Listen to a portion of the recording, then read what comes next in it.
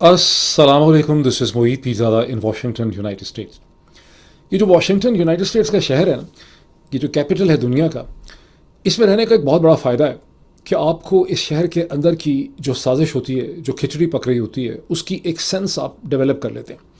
जो लोग अमेरिका के मुख्तलिफ शहरों में रहते हैं, वो अगर वेस्ट कोस्ट में कहीं लॉस एंजल्स में रहते हैं, सैन फ्रांसिस्को में रहते हैं, या डीप साउथ कहीं टेक्सास में रहते हैं, या नॉर्थ में कहीं मिनेसोटा के अंदर रहते हैं, या बॉस्टन में रहते हैं, या इवन न्यूयॉर्क के अंदर रहते हैं, या फ्लोरिडा में रहते हैं, वो ये सेंस डेवलप नहीं कर सकते। हाँ, वो आते भी रहें वाशिंगटन में, उनको वाशिंगटन के अंदर की साजिश की सेंस डेवलप नहीं होती जब तक आप यहाँ के कैरेक्टर से नहीं मिलते। बिकॉज यहाँ मुख्तलिफ़ किस्म की जो लॉबीज़ हैं, जो वेस्टेड इंटरेस्ट हैं, वो एक दूसरे के खिलाफ सफ आ रहा है, एक दूसरे को नीचे दिखाने की वो कोशिश कर रहे हैं। और जिस तरह से पाकिस्तान में इस्लामाबाद सबसे साजिशी शहर है, जहाँ से बाकी सारे मुल्क के पाकिस्तानी शहरियों के खिलाफ हर वक्त साजिश हो रही होती है कि इनके ऊपर किस किस्म का टैक्स लगाना है, इनकी किस तरह से जेब से पैसे निकालने हैं, हम क्या कर लेते हैं, क्या फ़ैसला हम कर लें इस्लाम के नाम पे, नेशनल सिक्योरिटी के नाम पे। और जिस तरह से मेरी अंडरस्टैंडिंग है कि हिंदुस्तान में दिल्ली एक ऐसा शहर है जहाँ से बाकी सारे हिंदुस्तान और रियासतों और स्टेट्स के खिलाफ साजिश होती है, इसी तरह से दुनिया भर के ख़िलाफ़ जो साजिश होती है वो इस शहर से होती है। और जब आप शहर में मसलसल रहते हैं, जैसे मैं रह रहा हूँ 3-4 साल से, तो आपको उसकी एक सेंस डेवलप हो जाती है। और उस सेंस से, आर्म्ड विद दैट सेंस, मैं बहुत सा कमेंट अभी आपके सामने रखूँगा। अब सिचुएशन क्या है कि पाकिस्तान के वज़ीर ख़ारजा और पाकिस्तान के डिप्टी प्राइम मिनिस्टर और पाकिस्तान के सरकारी ऑफिशियल जो शाही ख़ानदान है, जनाब शाह ख़ानदान शरीफा, उसके जो समधी हैं डार साहब, इसहाक डार साहब, उन्होंने गुज़श्ता 2 दिन अमेरिका में बहुत मसरूफ़ गुजारे, वाकई बहुत मसरूफ़ गुजारे। पहले थर्सडे के दिन में वो न्यूयॉर्क में थे, जहाँ अक़वाम मुत्तहिदा की सलामती council, United nation security council की एक डिबेट थी मशरक़ वस्ता के हवाले से, सिक्योरिटी के हवाले से, उसमें उन्होंने पार्टिसिपेट किया। स्पीच उनकी बहुत अच्छी थी। पाकिस्तान का मौक़िफ़ उस स्पीच में बहुत अच्छा एक्सप्लेन किया गया। फ़ॉरेन ऑफिस की लिखी हुई स्पीच थी, या पाकिस्तान का जो यूएन का मिशन है उसकी लिखी स्पीच थी। बोलने में माठे हैं डार साहब, बहरहाल स्पीच उन्होंने वहाँ पर पढ़ दी। उसके बाद वो यहाँ वाशिंगटन पहुँचे। वाशिंगटन में जो अब दिन यहाँ पर इख्तिताम पज़ीर हुआ है फ्राइडे का, इस दिन में उन्होंने अमरीका के वज़ीर ख़ारजा, जिनका official title secretary of state है, उससे उन्होंने, मार्को रूबियो से उन्होंने मुलाकात की। उस मुलाकात में मेरा ख़्याल है कोई तकरीबन 1.5 घंटे 2 घंटे की ये मुलाकात है, मुझे एग्जैक्ट दौरानिया इसका इस वक्त याद नहीं,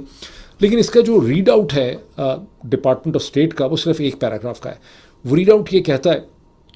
कि दोनों वज़ीर ख़ारजा के दरमियान बहुत खुशगवार मुलाकात हुई, जिसमें अमेरिका के सेक्रेटरी ऑफ स्टेट जो हैं मार्को रूबियो, उन्होंने बलूचिस्तान में जो दहशतगर्दी हुई है BLA की, उस पर इजहार अफसोस किया।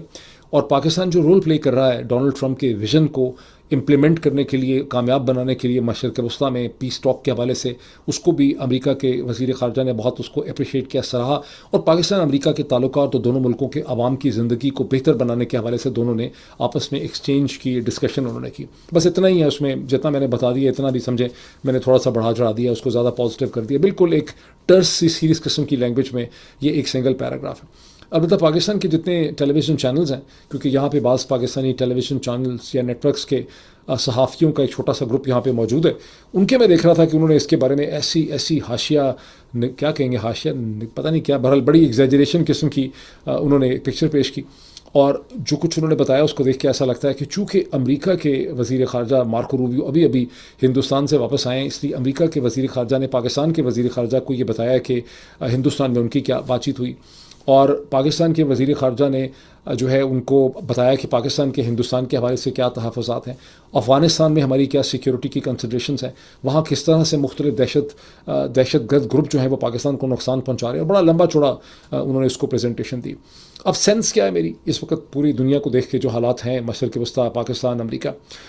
डार साहब ने डेफिनेटली तौर पे मार्को रूबियो को ब्रीफ़ किया है कि पाकिस्तान की जो डिप्लोमेटिक मीडिएशन एफर्ट्स हैं विज़ ईरान, और जो एंगेजमेंट पाकिस्तान की ईरान के अलावा सऊदी अरब के साथ है, कतर के साथ है ख़ित्ते में, उसमें मार्को रूबियो को उन्होंने ब्रीफ़ किया, पाकिस्तान का पॉइंट ऑफ व्यू रखा, एक सेंस शेयर की कि हम समझते हैं कि ये मसाइल किस तरह से रिजॉल्व हो सकते हैं। उसके बाद जो एक बहुत बड़ा इशू इस वक्त पाकिस्तान के लिए खड़ा हो गया है हादसाती तौर पे, जब मंडे के दिन डोनाल्ड ट्रंप ने अपने ट्वीट में इस ख्वाहिश का इजहार कर दिया, हुक्म दे दिया ऑलमोस्ट उन्होंने, कि सऊदी अरब को, कतर को, पाकिस्तान को और तुर्की को, इन तमाम ममालिक को और भी ममालिक को अब्राहमिक एकॉर्ड में शामिल हो जाना चाहिए। फिर इसके हवाले से उनकी बाद में एक वीडियो स्टेटमेंट आई जिसमें उन्होंने सऊदी अरब और कतर का नाम तो लिया, पाकिस्तान का नाम नहीं लिया, अदर्स कहा उन्होंने। اب ظاہر ہے یہ کرائسس بن چکا ہے، بیکاز پاکستان کی حکومت کے لیے جو موجودہ رجیم ہے اس کو یہ سیاسی طور پہ بالکل بھی وارہ نہیں کھاتا کہ مائنس سعودی عربیہ، جب تک سعودی عربیہ ابراہمک ایکارڈ پہ پروگرس نہیں کرتا، اس کا حصہ نہیں بنتا، پاکستان کے رجیم کے لیے ممکن نہیں ہے کہ وہ تنہا جو ہے ابراہمک ایکارڈ کا حصہ بن جائیں. اور کیونکہ ابراہمک ایکارڈ کو جوائن کرنے کا مطلب یہ ہے کہ آپ نے اسرائیل کو پریکٹیکلی طور پہ آپ نے ریکگنائز کر لیا، آپ ایک طرح سے پارٹنر بن گئے. ظاہر ہے اس کا مطلب یہ ہے، تو ظاہر یہ جوائن نہیں کر سکتے، سیاسی اس کی کاسٹ کے پے کرنے کو بالکل بھی تیار نہیں. تو ڈار صاحب نے مارکو روبیو کو پاکستان کے پرسپیکٹو پہ بریف کیا، ان کو یہ بتایا کہ پاکستان کی 50 سال سے ایک بڑی پرنسپل اصولی پوزیشن ہے. وہ اصولی پوزیشن یہ ہے کہ جب تک ایک وائبل 2 اسٹیٹ سولوشن، اور پھر 1993 کے اوسلو ایکارڈ کے بعد سے جس کو پاکستان سپورٹ کرتا ہے، تو 2 اسٹیٹ سولوشن جب تک نہیں ہوتا، جب تک ایک ایسی وائبل سسٹینیبل پیلسٹینین اسٹیٹ نہیں کھڑی ہوتی جس کا کیپٹل سٹی یروشلم ہے، اتنی دیر تک پاکستان اسرائیل کو ریکگنائز نہیں کر سکتا. یہ پاکستان کی آفیشیل پوزیشن ہے، جس کو پاکستان کی ہر حکومت نے بارہا جب بھی کرائسس کھڑا ہوتا ہے اس کو انہوں نے ری افرم کیا. تو میری سینس یہ ہے کہ ڈار صاحب نے یہ چیز جو ہے وہ مارکو روبیو کو بتائی. اب اس کے اوپر ڈپارٹمنٹ آف اسٹیٹ کا کوئی ریئیکشن رد عمل نہیں ہے. البتہ اگر پاکستان کے سوشل میڈیا میں دیکھیں تو وہاں سے آپ کو یہ تاثر ملتا ہے کہ اسٹیٹ ڈپارٹمنٹ نے کہا ہے کہ پاکستان کو ابراہمک ایکارڈ کی جو کنڈیشنلٹی ہے اس سے پاکستان کو آزاد کر دیا گیا. اس میں ایک بڑا امپورٹنٹ پوائنٹ ہے، اس وقت جو سینس ڈیولپ کر رہی ہے، اسی لیے میں نے شروع میں آپ کو کہا نا کہ واشنگٹن کی ایک سینس ہوتی، اس وقت جو سینس ڈیولپ کر رہی ہے وہ یہ ہے کہ اگر سعودی عرب جو ہے، کیونکہ مین جو کلپریٹ یا آبسٹیکل ہے اس سارے راستے میں زائنسٹ کے پوائنٹ آف ویو سے، امریکہ کے پوائنٹ آف ویو سے، وہ سعودی عرب ہے. کہ سعودی عرب کسی طرح سے اگر ابراہمک ایکارڈ کو جوائن کر لے تو پھر باقی سارے ممالک جو ہیں، پاکستان، ترکی، جتنے بھی بچے ہوئے ہیں، قطر، شطر، کویت اگر بچ گئے ہیں اس میں سے، تو یہ سارے کے سارے جو ہیں یہ ابراہمک ایکارڈ کو جوائن کر لیں گے. ان ادر ورڈز اسرائیل کی ریکگنیشن کا راستہ جو ہے وہ ہموار ہو جائے گا. ڈار صاحب نے ڈیفینیٹلی طور پہ مارکو روبیو کو اپنی یہ سینس شیئر کی ہوگی کہ پاکستان جو ہے وہ سعودی عرب کے ساتھ کھڑا ہے. سعودی عرب جو ہے وہ آرگنائزیشن آف اسلامک کنٹریز کا لیڈر ہے. آپ نے دیکھا کہ جب سے ایران کی جنگ شروع ہوئی ہے OIC کی کوئی فارمل میٹنگ اس حوالے سے نہیں ہوئی. تو OIC اگر سعودی عرب ریکگنائز کرے گا، ابراہمک ایکارڈ کو جوائن کرے گا، تو ہمارے لیے بھی ممکن ہوگا کہ ہم اس حوالے سے پروگرس کر سکیں. This brings us to the position جو گزشتہ 4-5 دن سے زائنسٹ حلقوں نے لی ہے. جب یروشلم پوسٹ کے اندر ایک سٹوری چھاپی گئی ایک سرٹن شخصیت کی جن کا نام مارک ایونز ہے. مارک ایون ایک امریکن ہے، زائنسٹ ہیں، جنہوں نے فرینڈز آف زائن یا اس کے حوالے سے انہوں نے ایک گروپ بھی کریٹ کیا، اس کے وہ فاؤنڈر ہے. وہ اسرائیل گئے، وہاں یروشلم پوسٹ کو انہوں نے ایک انٹرویو دیا، بہت لمبا چوڑا وہ انٹرویو ہے، میں شاید ابھی آپ کو اسکرین شیئرنگ کر کے دکھاتا بھی ہوں. جس انٹرویو میں انہوں نے کہا کہ ان کی سعودی عرب کی جو ٹاپ لیڈرشپ ہے، کراؤن پرنس محمد بن سلمان اور ان کے بھائی خالد بن سلمان جو سعودی عرب کے ڈیفنس منسٹر بھی ہیں، ان کے ساتھ ایک لمبی چوڑی ان کی خاصی طوالت کی ان کی میٹنگ ہوئی، جس میں محمد بن سلمان نے ان کو کہا کہ میں تو ابھی اسی وقت آپ کہیں تو اسرائیل کو ریکگنائز کرنے کے لیے تیار ہوں، لیکن مسئلہ یہ ہے کہ میرے والد صاحب جو ہیں شاہ سلمان، کنگ سلمان جو ہیں، وہ اس کے لیے بالکل بھی تیار نہیں ہیں. اور ان کے دوسرے بھائی خالد بن سلمان نے بھی اسی قسم کے جذبات کا اظہار کیا. مارک ایونز نے یروشلم پوسٹ کو یہ بھی بتایا کہ محمد بن سلمان تو عام اسرائیلیوں کے مقابلے میں زیادہ پرو اسرائیل ہیں. وہ سمجھتے ہیں کہ فلسطینی تمام فساد کی جڑ ہے، ہم نے ان کو بہت پیسہ دیا، یہ فسادی ہیں، انہوں نے پورے خطے میں فساد کھڑا کیا ہوا ہے، اور یہ ہے کہ ان کی بات ہم ماننے کے لیے مزید تیار نہیں. لیکن میں کیا کروں کہ میرے والد صاحب جو ہے وہ اس کے لیے بالکل بھی پریپیئر نہیں. ایک سٹیج سیٹ کی جا رہی ہے کہ اگر شاہ سلمان جو ہیں، جو کنگ ہیں، کنگ سلمان جو ہیں، ان کو کنونس کر لیا جائے یا کنگ سلمان کو راستے سے ہٹا دیا جائے. دیکھیں سازش کیا ہوتی ہے، سازش یہ بھی ہو سکتی ہے کہ کل کو آپ سنیں چند ہفتوں کے بعد یا چند دنوں کے بعد کہ کنگ سلمان کی طبیعت اتنی خراب ہو گئی ہے کہ وہ مزید اپنی جو ڈیوٹیز ہیں as king of Saudi Arabia وہ اس کو پرفارم نہیں کر سکتے. اور اب محمد بن سلمان جو ہیں وہ ویسے بھی وہ پریکٹیکلی اسی وقت کنگ ہیں، کراؤن پرنس بھی ہیں، میرا خیال ڈپٹی پرائم منسٹر بھی ہیں یا پرائم منسٹر بھی ہیں، تو پریکٹیکل تمام فیصلے تو MBS ہی کرتے ہیں. لیکن اگر شاہ سلمان ہٹ ہی جائیں، بیمار ہو کے ہسپتال چلے جائیں، گھر چلے جائیں، بالکل کنگ کا رول ہی پلے نہ کریں، یہ ٹرانزیشن ہو جائے، تو پھر آپ دیکھیں کہ معاملات کس ڈائریکشن میں جا سکتے ہیں. اسے کہتے ہیں سازش، اسے کہتے ہیں سازش کی ایک سینس. تو بہرحال یہ ایک ساری سچویشن ہے. تاہم چونکہ پاکستان میں بہت زیادہ دلچسپی پائی جاتی ہے اس ایشو میں، بہت ایک سینسیشن ہے یہ ایشو کہ شاید پاکستان اسرائیل کو ریکگنائز کرنے والا ہے، نہیں کر سکتا پاکستان اتنی دیر تک جب تک کہ سعودی عرب جو ہے اس حوالے سے موومنٹ نہیں کرے گا. اس لیے پاکستان کے ذرائع ابلاغ میں اس حوالے سے بڑی سینسیشنل قسم کی ڈسکشنز ہو رہی ہیں ٹیلی ویژن چینلز کے اوپر، اخبارات کے اندر، کالمز کے اندر، سوشل میڈیا میں. سو مچ سو کہ جب ڈار صاحب اور مارکو روبیو واک کرتے ہوئے آئے جہاں انہوں نے کویسچنز لینے نہیں تھے لیکن انہوں نے صرف ہینڈ شیک کرنا تھا میڈیا کے سامنے اسمائلنگ قسم کا، تو وہاں پر ایک پاکستانی اوریجن صحافی ہیں فیصل علی شاہ صاحب، بڑے نومر ہیں، پرومیننٹ ہیں یہاں پہ، بہت اچھا رول پلے کرتے ہیں، تو انہوں نے وہاں پر آتے ہی ایک سوال اردو زبان میں انہوں نے ریز کر دیا. انہوں نے کہا کہ ڈار صاحب کیا پاکستان اسرائیل کو ریکگنائز کرے گا؟ ڈار صاحب نے ایک اسمائل دی، پریشان ہو گئے تھوڑے سے، مارکو روبیو بھی ان کے ساتھ ہی، لیکن دونوں نے اسمائل کر کے ہینڈ شیک کیا اور اس کے بعد وہیں سے جس طرح سے آئے تھے اسی طرح سے الٹے قدموں واپس چلے گئے اندر اپنے میٹنگ روم کی طرف. اور اس کے بعد ڈار صاحب جو ہے انہوں نے پاکستان کی ایمبیسی میں گئے، وہاں انہوں نے ایک میڈیا ٹاک کی جس میں انہوں نے یہی کہا کہ پاکستان کی پالیسی یہ ہے کہ ہم بالکل بھی جب تک ایک پیلسٹین اسٹیٹ نہیں بنتی ہے پری 1967 کے بارڈرز کی، ہم اسرائیل کو ریکگنائز جو ہے وہ بالکل نہیں کریں گے، یہ ہماری آفیشیل پوزیشن ہے اور ہم اس میں کوئی بھی پریشر لینے کے لیے تیار نہیں ہے. یہ انہوں نے پاکستانی میڈیا کو وہاں جا کے کہا. لیکن جب یہ فیصل علی شاہ صاحب نے وہاں پر یہ چبلا ہوا سوال پوچھا کہ کیا ڈار صاحب آپ اسرائیل کو ریکگنائز کریں گے، تو فوری طور پہ پاکستان کے سوشل میڈیا میں جتنے بھی اسٹیبلشمنٹ کے پٹھو ہیں یا ٹٹو ہیں انہوں نے وہاں پر ٹویٹ یہ لگایا کہ ایک ہندوستانی صحافی نے اسرائیل کی مدد سے، جسے اسرائیل کی مدد حاصل ہے، اس نے وہاں پر یہ سوال پوچھا، لیکن دنداں شکن اس کا جواب دیا گیا اور بتا دیا گیا کہ ڈپارٹمنٹ آف اسٹیٹ کی طرف سے کہ پاکستان جو ہے وہ ابراہمک ایکارڈ سے ایگزمپٹڈ ہے. اب یہ فیصل علی شاہ کو کیوں سمجھ لیا گیا کہ یہ ہندوستانی صحافی، اس لیے بیچارے نے اردو بولی ہے، پاکستانی صحافی ہے، میرے خیال کسی پاکستانی اخبار کو بھی پتہ نہیں، پاکستان ٹوڈے کو کسی اخبار کو ریپرزینٹ کرتے ہیں،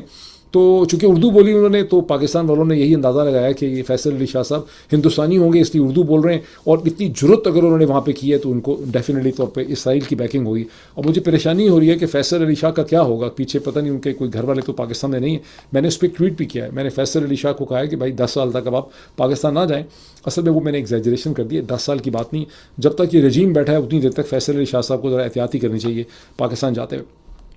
اب یہ جو پاکستانی جب ٹیلی ویژن چینلز نے اس کو ڈسکس کیا ہے اپنے ڈسپیچز کے اندر، تو اس میں انہوں نے وہاں پر ایک ماحول یہ بنا ہوا تھا کہ امریکہ کے صدر ڈونلڈ ٹرمپ نے تھوڑی دیر پہلے ایک ٹویٹ کیا ہے جس میں انہوں نے کہا ہے کہ امریکہ اور ایران کی گل ہو گئی ہے، ڈیل ہو گئی ہے فائنل، اور اس ڈیل کے نتیجے میں امریکہ اپنا نیول بلاکیڈ جو ہے وہ ختم کر رہا ہے اور چیزیں جو ہے وہ آگے بڑھ رہی ہیں، اور اسی کانٹیکس کے اندر پاکستان کے وزیر خارجہ کی ملاقات ہو رہی ہے. بہرحال وہ جو امیدیں تھیں اس پہ پانی پھر گیا، بیکاز ڈونلڈ ٹرمپ نے واقعی ایک ایسا ٹویٹ کیا، اس میں کوئی شک نہیں کہ ڈونلڈ ٹرمپ نے صبح اٹھتے ہی اب سے بہت گھنٹے پہلے انہوں نے ٹروتھ سوشل کے اوپر، جو آپ کو ایون ایکس کے اوپر ٹویٹر پہ ملتا ہے، جس میں انہوں نے اس کو شیئر کیا انہوں نے ایکس کے اوپر، جس میں انہوں نے کہا ہے کہ ایران کو یہ سمجھ لینا چاہیے کہ ایران ایک جوہری ہتھیار نہیں بنا سکتا ہے، اس کو یہ نیوکلیئر ڈسٹ جو ہے وہ امریکہ کے حوالے کرنی ہوگی. صرف امریکہ اور چین ہی ہیں جن کے پاس یہ طاقت ہے کہ اس کو وہ ڈسپوز آف کر سکتے ہیں. اور انہوں نے کہا کہ اسٹریٹ آف ہارمز کھل جائے گی. پھر انہوں نے کہا کہ ہم اپنا نیول بلاکیڈ ختم کر دیں گے، جس کے نتیجے میں وہ تمام جہاز اور اچھے اچھے سیلر جو ہیں جو اپنی بیویوں یا گرل فرینڈس کے بغیر سمندر کے اوپر پھنسے ہوئے ہیں،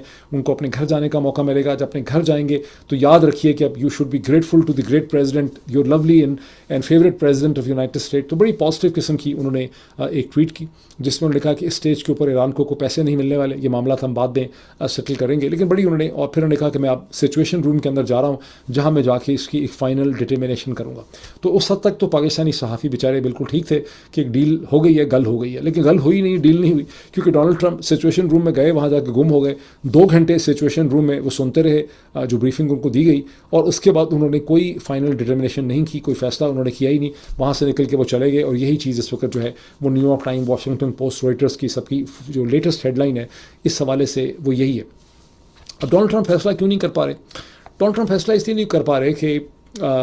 بار بار جب ایک پروپوزل بنتا ہے ان کے سامنے رکھا جاتا ہے کہ وہ یہ اسیس کرتے ہیں کہ اسے ان کا جو سپورٹ بیس ہے وہ اسے کیسے دیکھے گا.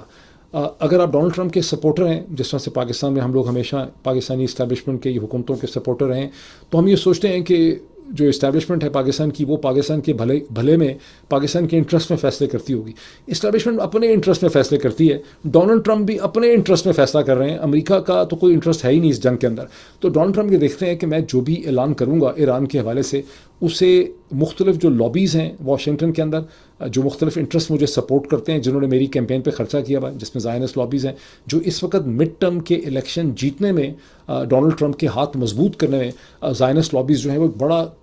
کلیدی رول جو ہے وہ پلے کر رہے ہیں. اور میرا جو اپنا سپورٹ بیس ہے میگا کا وہ اس کو کیسے پرسیو کرے گا. اور جب بھی وہ ایک فائنل ڈیل کے اوپر آتے ہیں تو جس چیز سے ان کی بہت زیادہ سمجھے ہوش اڑ جاتے ہیں وہ یہ ہے کہ ایران کہتا ہے کہ بھائی آپ ہمارے پیسے جو آپ نے بینکس میں روک کے رکھے ہیں وہ تو کم از کم ریلیز کریں, فنڈ ریلیز کریں, جس کا میں نے آپ کو بارہا بتایا. اب ڈونلڈ ٹرمپ فنڈس کو ریلیز کرنے کی کسی بھی شکل میں اگر بات کرتے ہیں تو پہلے 50,000 دفعہ وہ یہ کہہ چکے ہیں کہ اوباما بہت گھٹیا آدمی تھا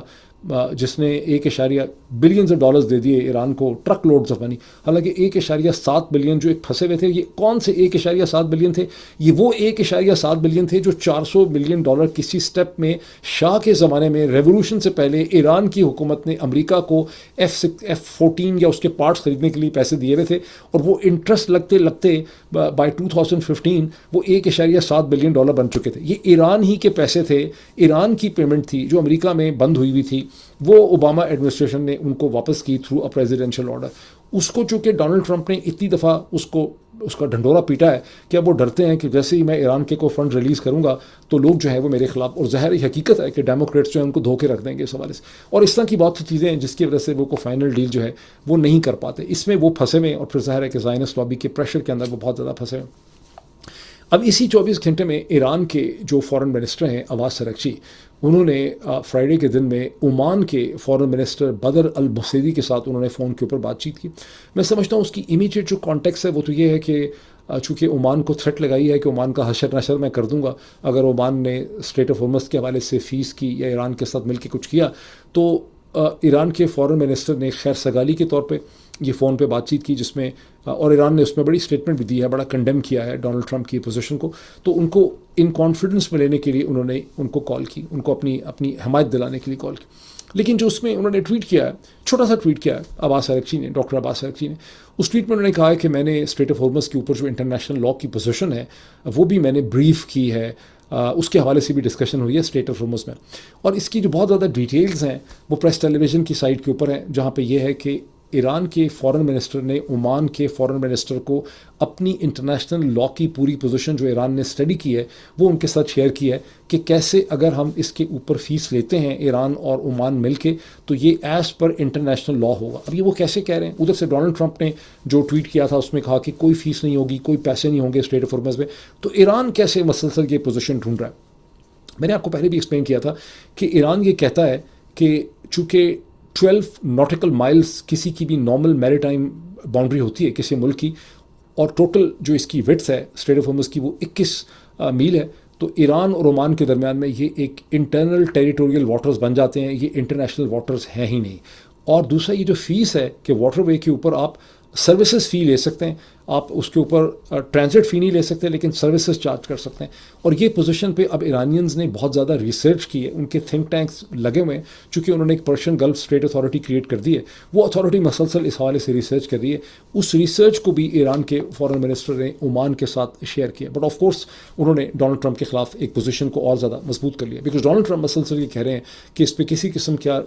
ریونیو, کسی قسم کی فیس جو ہے وہ ایکسیپٹیبل نہیں ہوگی.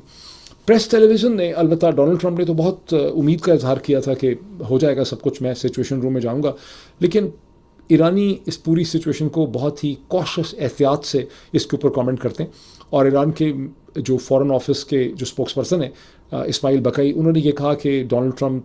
شاید لگتا ہے ایگزیجریٹ کر رہے ہیں, ہماری کمیونیکیشن ہو رہی ہے, میسیجز ایکسچینج ہو رہے ہیں, آئیڈیاز جو ہیں وہ ایکسچینج ہو رہے ہیں, لیکن کوئی فائنل ڈیل یا کوئی فائنل ڈٹرمنیشن یا کوئی فائنل فیصلہ جو ہے وہ اس حوالے سے نہیں ہو سکا. اور اب تک ہم نے گزشتہ چند ہفتوں میں یہ دیکھا کہ حاجی تو خیر ایران بھی نہیں ہے, دودھ سے دھلے وہ بھی نہیں ہے, لیکن ان کی پوزیشن اکثر جو ہے وہ زیادہ ریئلسٹک بھی ہوتی ہے, وہ ایک سوبر طریقے سے کامنٹ کرتے ہیں, اور اگر آپ 9 میں سے 10 دفعہ دیکھیں تو ان کی بات جو ہے وہ صحیح ثابت ہوتی ہے کہ اصل معاملات پہ وہی بہتر بات کر رہے ہوتے ہیں. ابھی میں تھوڑی سی آپ کے ساتھ ہیڈ لائنز شیئر کر کے ایک دو چیزیں آپ کو دکھاتا ہوں, بہت امپورٹنٹ ہیں وہ, آپ بلکہ میں چاہوں گا کہ آپ کو موقع ملے تو آپ خود بھی ان کو دیکھیں. یہ وہ سٹوری ہے یروشلم پوسٹ کی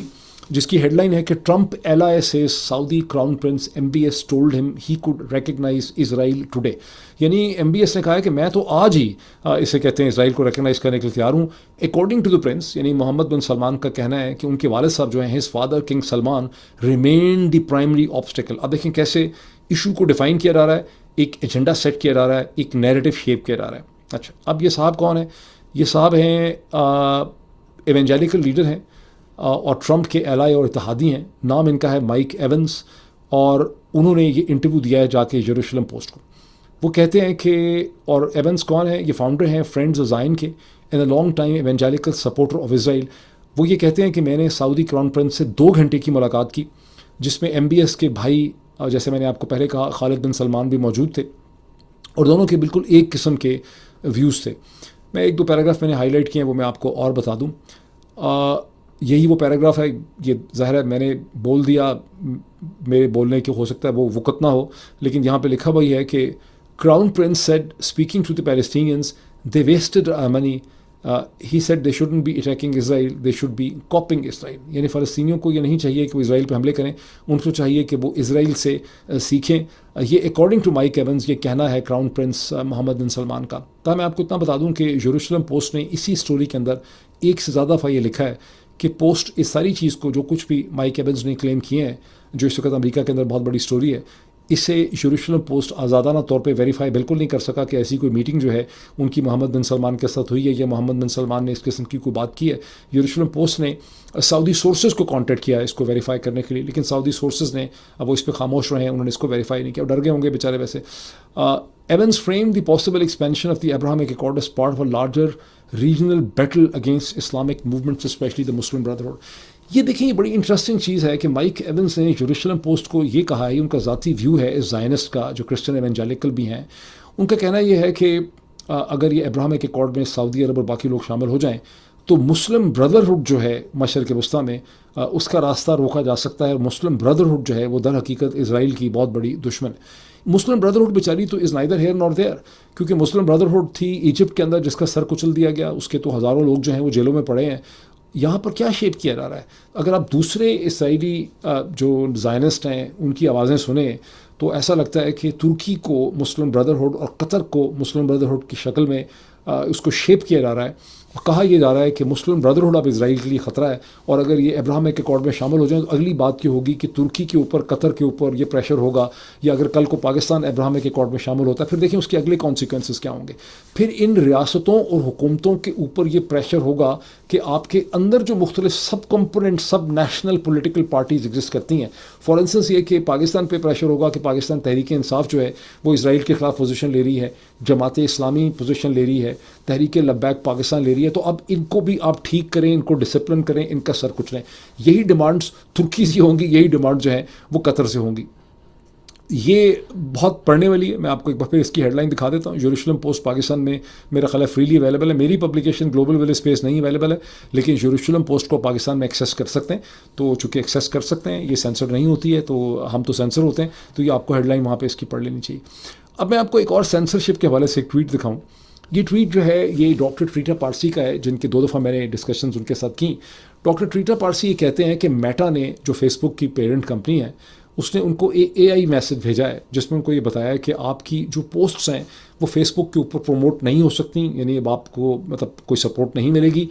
کیونکہ آپ جو کانٹینٹ یہاں پوسٹ کرتے ہیں یہ سارا کا سارا اوریجنل نہیں ہوتا. It is leak of the original content. اس پہ ٹویٹر پارسی کہتے ہیں کہ میں نے اس کا جواب یہ دیا ہے کہ بھائی میں تو اپنے انٹرویوز, اپنی ڈسکشنز یہاں پوسٹ کرتا ہوں, and by very meaning and definition یہ ایک اوریجنل کانٹینٹ ہوتا ہے. آپ اس کو کیسے یہ ڈٹرمن آپ نے کر لیا کہ میرا کانٹینٹ یا میرے ذاتی کامنٹس اوریجنل نہیں ہے؟ اب جیسے میں جو کچھ بول رہا ہوں یا بکواس کر رہا ہوں کہ اوریجنل کانٹینٹ ہے بیکاز میں اس کو پروڈیوس کر رہا ہوں اسٹیج کے اوپر. تو انہوں نے کہا کہ میں نے ان کو کہا, پھر میں نے کہا, ٹویٹر پارسی کہتے ہیں کہ میں نے ان کو یہ کہا, میٹا کو, یہ اسٹروک فیس بک کو, کہ اگر آپ مجھے بین کرنا چاہتے ہیں میرے کانٹینٹ کو بیکاز میں اسرائیل کا کرٹک ہوں, اس کی پالیسیز کی تنقید کرتا ہوں, تو آپ اصل بات لکھیں. آپ یہ اس قسم کی الٹی سیدھی بکواس جو ہے یہاں پہ کیوں لکھ رہے ہیں؟ تو یہ میں 2 چیزیں آپ کو دکھانا چاہتا تھا جس طرح سے میں اسکرین شیئرنگ میں نے کی. میں بھی واپس آتا ہوں اور یہی جو بات ٹویٹر پارسی نے کی ہے اس کو تھوڑا سا میں آگے بڑھاؤں اور پھر بات کا ہم ختم کرتے ہیں بات کو.